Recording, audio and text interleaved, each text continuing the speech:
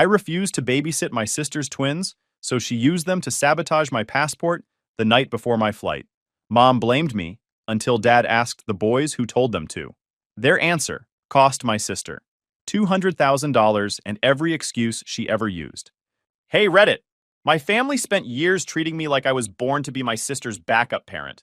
I finally put my foot down, planned my own life, and decided I wasn't going to be their built-in babysitter anymore. But trust me, those people weren't done trying to pull me back. Before all that went down, here's where it actually started. My name's Joel. I'm 22, finishing my last semester of college, and yeah, I still live at home for the moment. Before anyone judges, rent in my area is basically a punishment, and I've been juggling classes plus a part-time IT job. My family's the kind where the roles never change. My mom, Patty, is the general. My dad, Greg, stays quiet behind her, nodding along just to keep the house calm. And my older sister Ellie, she's the favorite, always has been, always will be. At our place, nobody really knocks. Patty keeps a spare key for Ellie, and Ellie has the garage code, so they come and go like it's their second house. This whole babysitting thing started when I was a freshman. Ellie showed up one day holding her twins, Luke and Owen, saying she needed just an hour to deal with something urgent. I was 18, still dumb enough to think family emergencies were real emergencies, so I said sure. 1 hour became 3. 3 turned into, hey, I'll grab them later. Grab them later turned into 9 at night. That day set the standard. The twins were brand new then, more blanket than toddler. But here's the thing, I actually like the twins. They're good kids. Wild, but good. I didn't mind helping sometimes. I just didn't sign up to be Ellie's unpaid full-time childcare plan. So pretty early on, I set rules. Stuff like, text me first, don't just show up, tell me how long, no dropping them off when I have exams. Basic respect. Ellie ignored all of it. The more I pushed back, the more Mom treated it like I was the one being dramatic. Patty acts like Ellie is made of glass. Anything she needs becomes the entire family's responsibility. If Ellie sighs, Patty's already making excuses for why nobody should challenge her. And if Ellie says she needs help, Patty turns to me like I'm the family intern. It didn't matter how many times I repeated the rules. Ellie would show up anyway. If I said no, Patty stepped in with stuff like, Joel, don't make this harder on your sister. She has so much on her shoulders. Meanwhile, Dad would stand behind her with that empty stare like he'd rather be anywhere else but can't risk contradicting her. So, yeah, I started realizing I wasn't being asked. I was being assigned. By my junior year, I was fed up. By then, the twins were full-on dinosaur-obsessed toddlers. Fast, loud, and into everything. Between classes, work, and trying to have some sort of normal life, I was done being the yes man. I started telling Ellie no more often. Not rude, just firm. If she showed up without warning, I didn't open the door. If she called last minute, I said, can't, busy. Patty hated it. Ellie hated it more. And then came the day Ellie decided to test me. It was a Thursday afternoon. I was finishing an assignment when Ellie called me absolutely hysterical. Like crying, voice shaking, the whole thing.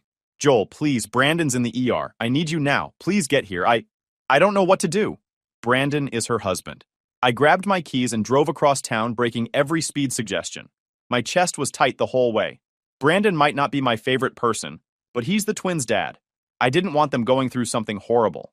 I ran up to Ellie's front door, didn't even knock, just went straight in.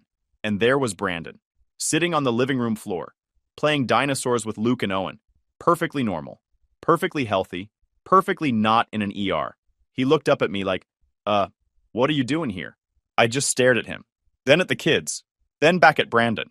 Ellie walked in from the kitchen holding a coffee mug, like this was a calm Sunday morning. What's going on? I asked her, trying to keep my voice level. She shrugged. I needed you here. I blinked. You said Brandon was in the ER. Yeah, well, she said, way too casual. I needed to see if you'd still show up when you say you're busy. Can't rely on you if I don't know where you stand. It took everything in me not to snap right there. My hands literally went cold. I wasn't yelling. I was past yelling. That cold angry where your brain goes quiet and you stop giving people the reactions they think they deserve. You lied about an emergency, I said, to get me here. Ellie gave this annoying shrug-smile combo. Don't be dramatic. The boys missed you, and you've been acting weird lately. I needed to know if you'd bail on family when it matters. I looked at the twins. They were happily smashing plastic dinosaurs, totally unaware they were being used as props in their mom's manipulation routine. I didn't stay. I'm leaving, I said, and walked out before I did or said something I couldn't take back. That was the moment I knew Ellie had crossed from inconsiderate to dangerous. If she'd fake someone being in the hospital to get me to babysit, she'd fake anything.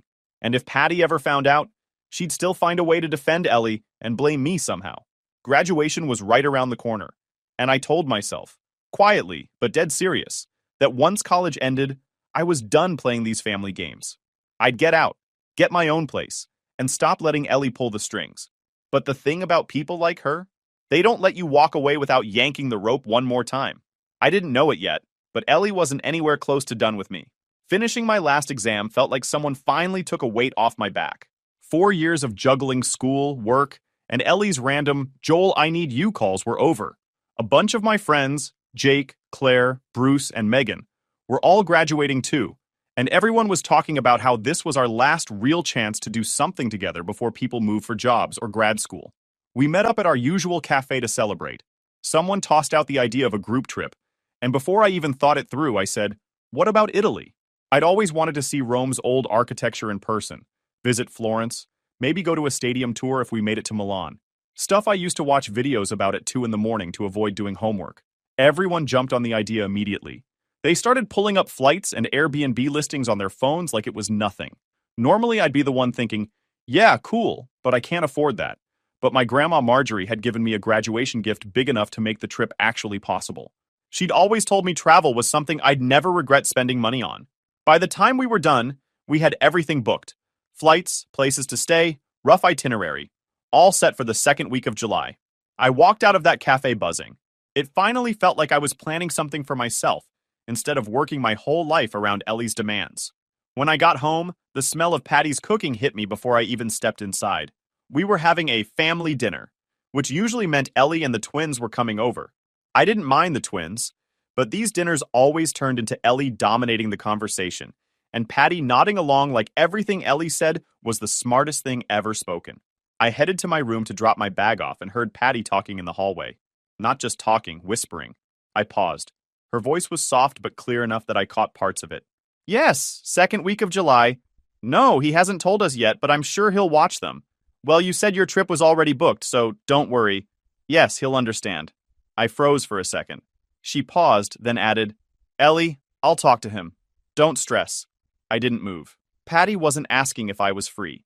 She was confirming it. Like my entire summer schedule was a blank page that Ellie could start drawing on whenever she felt like it. I stepped quietly back into my room and shut the door. I didn't say anything, because there was nothing to say yet. I just registered it. The warning sign. The same pattern. Ellie planning her life, Patty adjusting mine to fit it. No hesitation.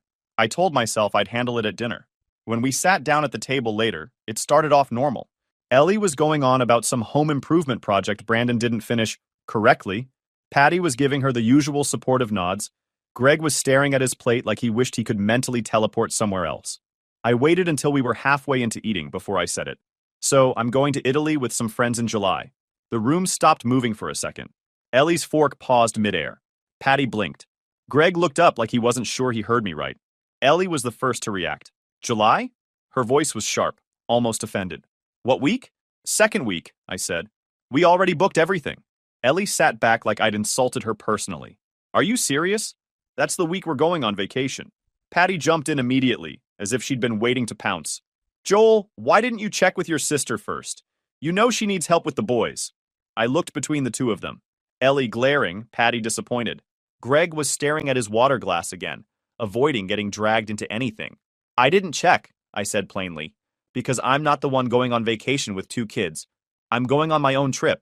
Ellie scoffed. You knew we were planning something. You picked that week on purpose.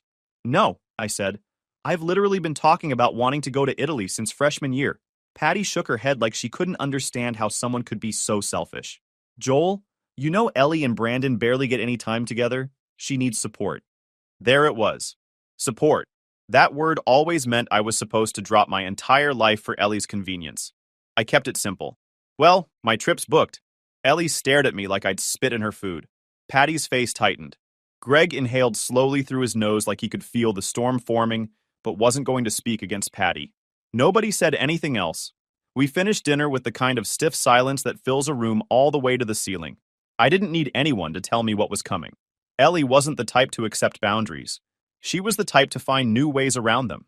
As soon as she pushed her chair back and grabbed her bag, I knew. Tonight wasn't the fight. The next morning, I was getting ready for class. It wasn't even 8 yet. I heard my doorbell ring once, sharp. Before I could even get to the hallway, the front door opened. 2 backpacks hit the floor. Luke and Owen tumbled inside like excited puppies. Ellie shoved them in, said, "Thanks," and was already halfway down the stairs. "Ellie!" I called out. She didn't turn around. She didn't slow down.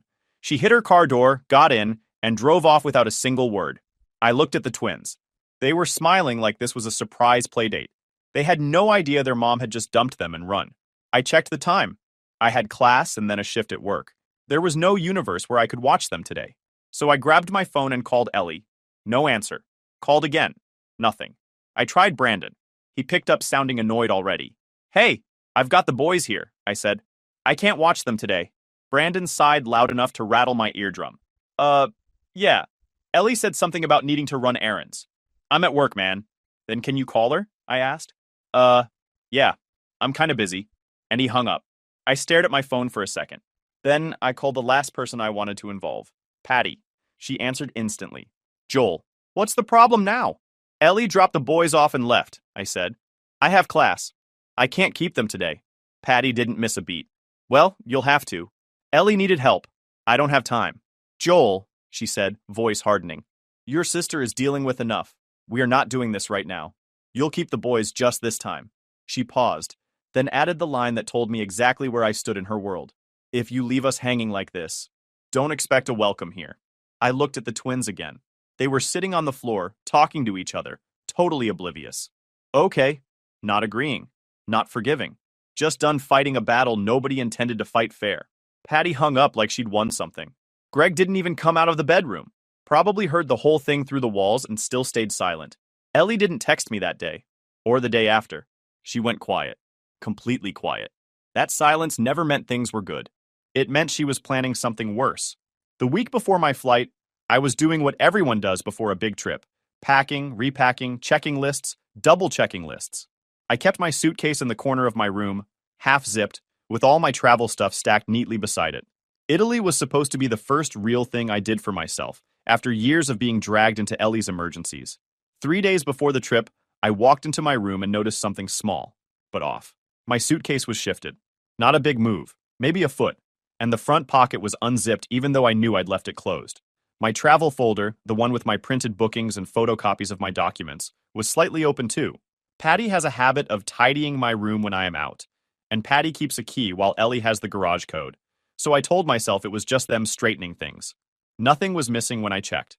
Everything was still there. I told myself not to overthink it. After years in this house, little things were always getting moved. Still, something about it sat wrong. It felt like someone had been testing boundaries again, but I pushed the thought away. I was leaving in a few days. I didn't want to get sucked back into Ellie's nonsense. The day before my flight, I went to the store for the last round of stuff. Chargers, a new lock for my suitcase, toiletries, all the random things you swear you won't forget and always forget anyway. I was only gone for about an hour. When I came home, the house was strangely quiet. Not silent, just that weird, muffled calm where you can tell someone is definitely here, but not talking. I stepped inside, dropped the shopping bag on the counter, and heard giggling from the living room. Kid giggling. My stomach tightened immediately. I didn't expect anyone to be here. I walked into the living room and saw Luke and Owen on the carpet, surrounded by markers and scraps of paper. At first, I didn't understand what I was looking at. Then I saw what was in Owen's hand. My passport. My actual real passport that I had kept zipped in a folder, inside a second pocket, inside my suitcase. Luke was holding scissors, kitchen scissors, bigger than his hands. The boys had bright marker streaks all over their fingers. They looked up at me like they'd just made me a beautiful drawing. "Uncle Joel, look!" Owen said, holding the passport toward me proudly. I stepped forward fast. They flinched a little, not scared, just startled by how quickly I grabbed it. The first thing I saw was the photo page. The picture had been cut cleanly out. Not torn. Cut. The edges were smooth, like someone held it steady for them. The rest of the passport was covered in marker. Every page. Random swirls, scribbles, lines. Stamps ruined. The whole booklet basically turned into a craft project. My chest didn't explode. My voice didn't crack. I didn't yell. Everything went cold. This wasn't kids getting into something. This wasn't an accident. Luke and Owen aren't capable of digging through a suitcase, opening folders, pulling out a passport, and using scissors with precision. Someone handed them everything. The boys were preschooler age, old enough to handle safety scissors with help, not kitchen shears on their own. Someone set this up. I took a slow breath and said, "Where's your mom?" They shrugged like they were in the middle of playtime. I didn't even hear Ellie come in behind me. She walked in from the hallway with her phone in her hand, like she'd been waiting for the right moment. "Oh my God," she said, way too dramatic. "Joel, what happened?" Her face was arranged perfectly. Big eyes, hand over chest, the whole shocked sister act. It was the fakest thing I'd seen in my life. I held up the ruined passport in one hand. "You want to tell me why your kids had this?" Ellie pressed her lips together like she was trying to hide a smile. "Joel, don't jump to conclusions. They're just kids. You must have left it out." "I didn't leave anything out," I said. "This was inside my suitcase." "Well," she said, "maybe they were playing around and found it. Kids get into things." I looked down at the clean, perfect cut around my photo. Kids don't make ruler straight cuts with full-size kitchen shears. Someone put the scissors in their hands and steadied the page. "You need to calm down before you say something you regret," she added, putting a hand on her hip like she was the parent in the situation. I didn't respond. I didn't trust myself to say anything yet. My head was too focused on the facts. My suitcase had been opened before, and now my passport was destroyed. Ellie was here. Luke and Owen were here. And Ellie was acting like she rehearsed her lines in the car. The boys went back to coloring, totally oblivious to what they'd just been used for. I stared at Ellie. She stared back, eyebrows tilted in that innocent victim pose she loves so much. "Unbelievable," I said quietly. Her expression flickered for half a second, like she didn't expect me to catch the act that fast. Then she went right back to her fake shock. "Joel," she said, voice soft and syrupy, "don't blame them. They didn't mean to ruin your little booklet." I was still holding what used to be my passport when Patty came rushing into the living room. She must have heard my voice from the hallway because she walked in already worked up. "What's going on?" she asked, scanning the mess. Then she saw the passport. "Joel, how could you leave something like that lying around when the boys are here?" I didn't even get a breath before Ellie jumped in, sounding relieved for backup. "Exactly. I told him he needs to be more careful. The twins didn't mean to do anything. Joel's the one who left it where they could get it." I stared at Ellie. She stared right back like she expected me to fold and apologize. "I didn't leave anything out," I said. "It was in my suitcase." Patty waved that off immediately. "Well, obviously you didn't secure it properly if the boys found it. They get into everything." Ellie nodded fast. "It was an accident. A total accident. Nobody meant to ruin anything." Then she shifted gears so quickly, it was almost impressive. She took a shaky breath, put a hand on her chest, and her voice suddenly cracked. "Joel, I'm sorry, okay?" Patty turned toward her instantly, concern rising like she'd been waiting for Ellie to cry. Ellie stepped closer to Patty and leaned into her like a child. "I didn't want this," Ellie said, tears sliding right on cue.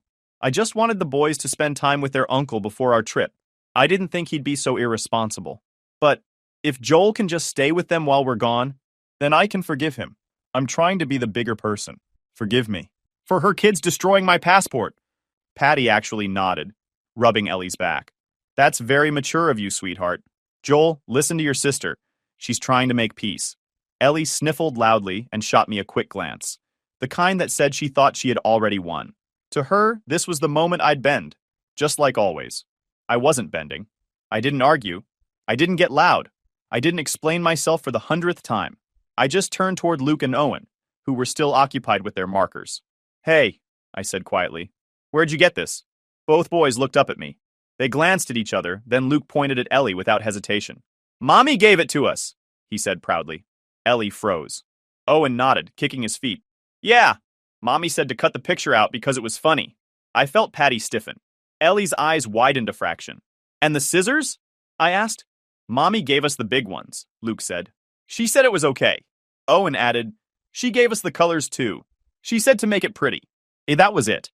Their little voices just ringing through the living room, totally honest. Ellie sucked in a sharp breath, panic creeping into her expression for the first time. Patty stepped forward fast. "Boys, no, you misunderstood. You're confused. You don't know what you're saying." She actually tried to guide Owen away by the shoulders, but he wasn't finished. "No, Grandma," he insisted. "Mommy gave it to us." Patty gave me a quick glare, like I must have planted the idea in their heads somehow. Ellie swallowed hard and jumped in next. Joel must have joked about his picture earlier, she said quickly. Maybe he said something about cutting it out and the boys copied him. Kids repeat stuff. I raised an eyebrow. I didn't joke about anything. Ellie laughed nervously, the panic behind it too obvious. Joel, come on. You say things. You don't even realize. They probably misunderstood. They didn't misunderstand, I said. Her eyes flicked down to my hand, the hand holding the passport, the proof, the thing she couldn't talk her way around. Then, without warning, she lunged for it. Let me see that! She reached fast, fingers stretching toward the booklet like she planned to grab it and tear it in half. Probably planned to claim it was already like that, or hide it, or flush it down a toilet. Who knows? I stepped back, moved my arm just enough, and blocked her with a calm, firm hand on her shoulder. Not hard, not aggressive, just unmovable. Don't, I said quietly. Ellie stopped like she'd hit a wall. For the first time, her eyes showed something real. Fear. Patty gasped like I'd shoved Ellie across the room. Joel, don't you dare put your hands on your sister. I'm not, I said. I'm stopping her from destroying more evidence. Ellie opened her mouth, closed it again, and looked around the room like she wanted someone to rescue her. Patty tried. Ellie would never do something like this. The boys are just confused. You're twisting everything. I didn't answer her. I didn't need to. Luke and Owen were already going back to their coloring, humming to themselves, totally unaware they'd just blown the entire situation wide open. Patty was breathing fast. Ellie was trembling with a mix of anger and embarrassment, and the air in the room felt like it was thick enough to cut with the scissors still lying on the floor. Then I glanced toward the hallway. Greg was standing there. For once, he wasn't staring at the carpet or at his shoes. He wasn't hiding behind Patty's shoulder. He was watching Ellie, and the look on his face wasn't confusion or discomfort.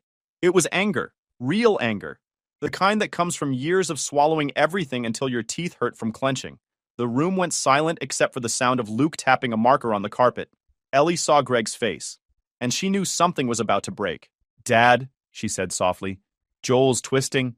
This isn't the first time you've done something like this. Greg's voice cut through the room so suddenly that everyone froze. Even the twins looked up. Patty blinked at him. Greg, what are you? He stepped forward. Ellie, do you remember when you told your cousin Rachel she couldn't bring her boyfriend to Thanksgiving because he made you uncomfortable? He didn't wait for her answer. And then we found out you only said it because you didn't want her showing up with someone you thought would get more attention than you. Ellie's face went pale. That was years ago.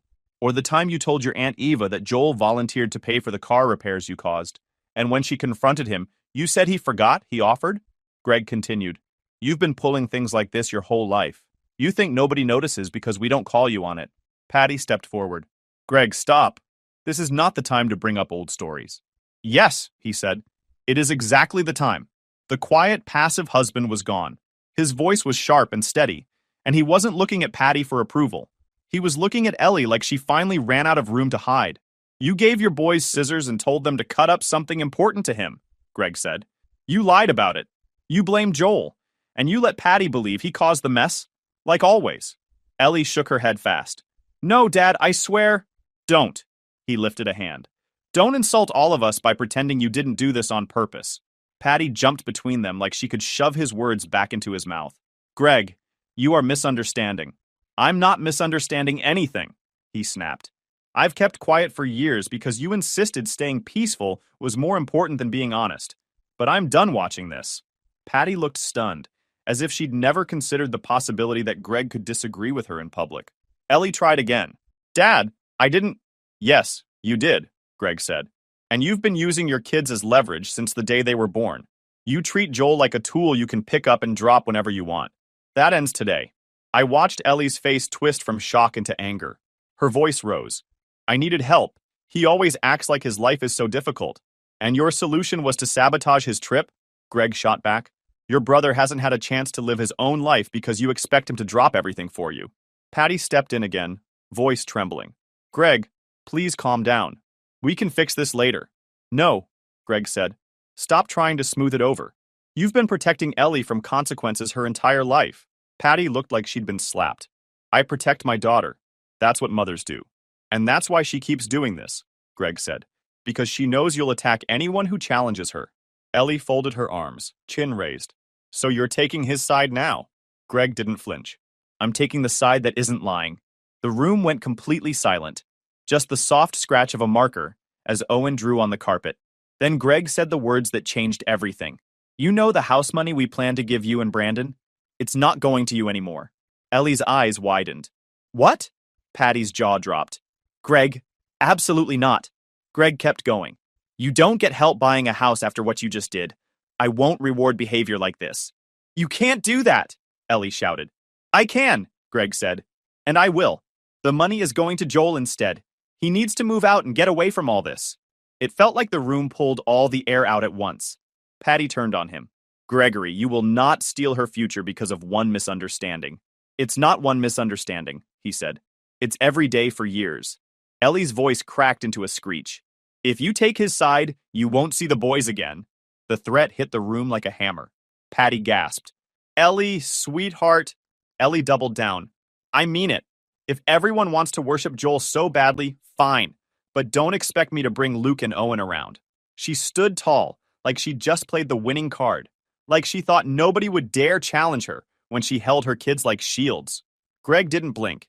You don't get to weaponize your children because you're caught. They're my kids, Ellie snapped. They're not bargaining chips, Greg said. Patty grabbed Greg's arm. Please, let's calm down. We can give Joel some money too. Just don't do this. No, Greg said. I'm done negotiating. Joel is getting the money. He needs a life that doesn't get dragged into Ellie's mess. Ellie stared at him like he'd betrayed her. Patty stared like she didn't recognize the man next to her. The twins watched quietly, confused but curious, sensing something big but not understanding it. The house felt different. Like something that had been locked up and dusty for years had finally blown open. Patty looked between all of us, her eyes darting like she wanted someone to jump in and fix this, but didn't know who to command anymore. Ellie stood there breathing hard, hands clenched, face bright with anger. And this time, nobody stepped in to rescue her. The fallout wasn't coming. It had already started. The fallout started that same night. Ellie must have grabbed her phone before the tears dried because by the next morning my inbox was a parade of messages from relatives. Aunt Karen, you really hurt your sister. Why would you ruin her chances at getting a home? Cousin Lily, I can't believe you'd turn the family against Ellie over a misunderstanding. Cousin Vanessa, Patty is devastated. Why can't you just apologize? Ellie told her version first. Of course she did. In her version, I screamed at the kids. Dad exploded for no reason. And she tried to apologize, but I wouldn't listen. All the key details removed, all the blame redirected. I didn't respond to any of them. Not out of spite. Just because I was done doing the whole explain myself to people who won't hear it thing. The real conversations had already happened in the living room. The rest was just noise. The Italy trip was obviously delayed. No passport, no flight. My friends didn't even hesitate. They pushed the dates back, helped me figure out the process, and waited it out with zero complaints. It took 5 weeks to get the new passport, but eventually it arrived, crisp and untouched. We were a day out from departure, so we honestly got lucky. Called the airline and the host right away, explained the mess, and they bent their policies more than I expected. We moved everything by about 5 weeks. The airline issued credits with a small rebooking fee, our paid time off shifted without drama, and 2 of our Airbnb hosts let us change dates for free, while the third charged a modest change fee. When we finally landed in Rome, I felt something I didn't even recognize at first. Silence. Not the kind tied to tension or waiting for someone to yell my name. The kind you get when nobody expects anything from you. No sudden childcare assignments, no guilt trips from Patty, no demands disguised as emergencies. The trip was simple. Good food, walking until our legs hurt, random jokes, seeing places I'd only seen online. It felt like having a normal life for the first time since I was 18. When I came back home, the biggest change wasn't Italy. The biggest change was the fact that I wasn't going back to Patty and Greg's house. Greg followed through immediately. He started the transfer that same week, but we scheduled the funds to land after I got back from Italy so I could roll them straight into a lease. Patty tried to slow the process down, tried to bargain, tried to guilt, but Greg didn't budge. I found a small apartment near campus and work. My IT job is in an office just off campus. Nothing fancy, but mine. Ellie went quiet for weeks, until she didn't. One Saturday morning, there was a knock on my apartment door. I opened it expecting a delivery. Instead, I saw Ellie standing there, smiling like we were in some commercial about family bonding. Behind her were Luke and Owen, holding their backpacks, clearly expecting to stay. "Joel," she said brightly. "We were in the neighborhood and thought you might want to spend some time with the boys. Just once." They've missed you. The confidence in her voice was wild. Like everything that happened was a brief inconvenience, and the universe had reset itself in her favor. No, I said simply. Her smile twitched. Oh, come on, don't be cold. Just a couple hours. I stepped outside and closed the door halfway behind me, blocking the entrance. Take them home, Ellie. She blinked, confused, like she genuinely never imagined the door wouldn't automatically swing open for her. Joel, seriously, they're already packed. You can't expect me to drag them all the way back? That sounds like a you problem, I said. Her eyes narrowed as she realized this wasn't going the way she planned. I nodded once toward the boys. They're good kids. They deserve a mom who doesn't use them as props. Try that. Before she could answer, I closed the door gently. Not a slam, just a firm end to the conversation. Not even 10 minutes later, my phone buzzed with a voice note. I pressed play. Luke's voice came through first. Uncle Joel, we're sorry. Please come back. Mommy said you're mad. Then Owen, we miss you. Please see us. The message didn't sound like them. Not really. Their pauses were off, like someone told them exactly what to say. I stared at the floor for a second. I loved those kids. Always had. But pulling at my feelings through them was just another one of Ellie's moves. I didn't reply. A few weeks later came the big family event, Greg's birthday. Everyone was there. Ellie walked in with Luke and Owen like she was the one who needed comforting. Patty hugged her dramatically, whispering to her like they were sharing state secrets. I kept my distance. Not rude, just separate. At one point, Patty waved me over sharply. Joel, talk to your sister. She's hurting. I looked at Ellie. She gave me this wounded stare, the kind people give right before they expect you to cave. Hope you're doing okay, I said politely. That was it. Patty huffed, irritated I wasn't playing along. Ellie pouted. Greg watched from the corner, arms crossed, quietly pleased that things weren't sliding back to the old dynamic. The twins came over to me later, showing me some little toy cars they'd gotten.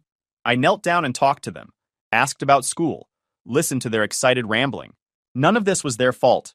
They were just caught in the crossfire of adults who couldn't get their act together.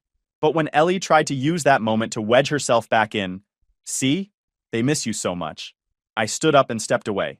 Not angry, just done. For good. Loving the twins didn't mean sacrificing the rest of my life. Setting boundaries didn't mean I stopped caring. And finally having my own place meant the leash had been cut, and staying that way was up to me. Ellie didn't control my time anymore. Patty didn't control the conversations. And I wasn't the built-in babysitter they'd groomed me to be. I loved my family, but I wasn't theirs to use anymore. If you enjoyed this video, please hit that subscribe button. It really helps the channel and help us bring you more and better stories. Thanks.